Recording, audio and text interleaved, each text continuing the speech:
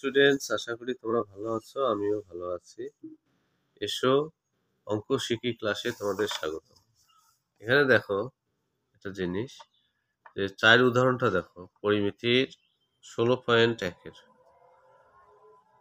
একটি সমবাহু ত্রিভুজের প্রত্যেকটি বাহুর দৈর্ঘ্য 1 মিটার যদি বাড়ানো হয় বা 1 মিটার বাড়লে ক্ষেত্রফল তখন √3 ইন্টু √3 বর্গ মিটার বেড়ে যায়। ত্রিভুজটির দৈর্ঘ্য নির্ণয় করতে বলছে। চলো আমরা দৈর্ঘ্য নির্ণয়ে যাই। মনে করি সমবাহু ত্রিভুজের প্রত্যেক বাহুর দৈর্ঘ্য a মিটার।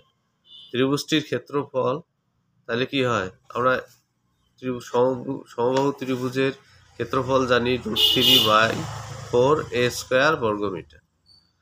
আচ্ছা, 1 মিটার যদি দৈর্ঘ্য বাড়াই, যে ধরো দৈর্ঘ্য আগে ছিল a, এখন বেড়ে হলো a+1। 1 মিটার যেহেতু বাড়ছে a+1, তাহলে ক্ষেত্রফল তখন হবে, এই যে এর জায়গাতে a+1 দিতে হবে।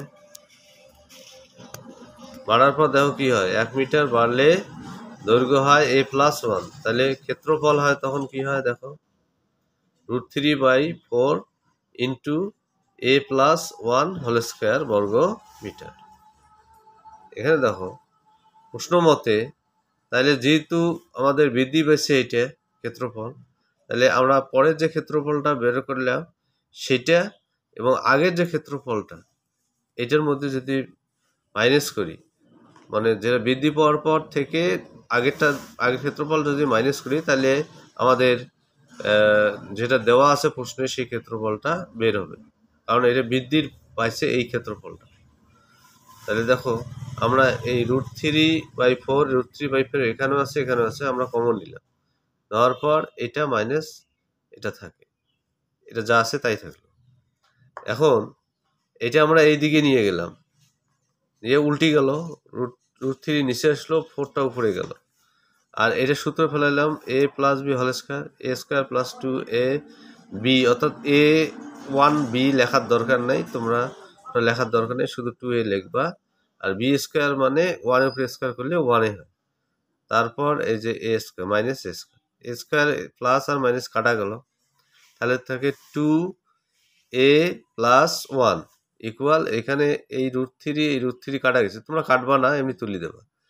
√3 আর √3 কাটা গেছে, আর থাকে 4 এবং 3, তাহলে গুণ করলে হয় 12। 1টা ওইদিকে নিয়ে যাও, -1 হলো, তাহলে মাইনাস করলে হয় 11। যেখানে 2 গুণ আকারে আছে, এখানে যা ভাগ হলো 11/2, তারপর এটা ভাগ করলে হয় 5.5, তাহলে এর মান 5.5 বেরালো। আমরা কি ধরছি, প্রত্যেক বাহুর দৈর্ঘ্য, তাহলে বর্গ মিটার, সুতরাং প্রত্যেক বাহুর দৈর্ঘ্য হচ্ছে 5.5 মিটার।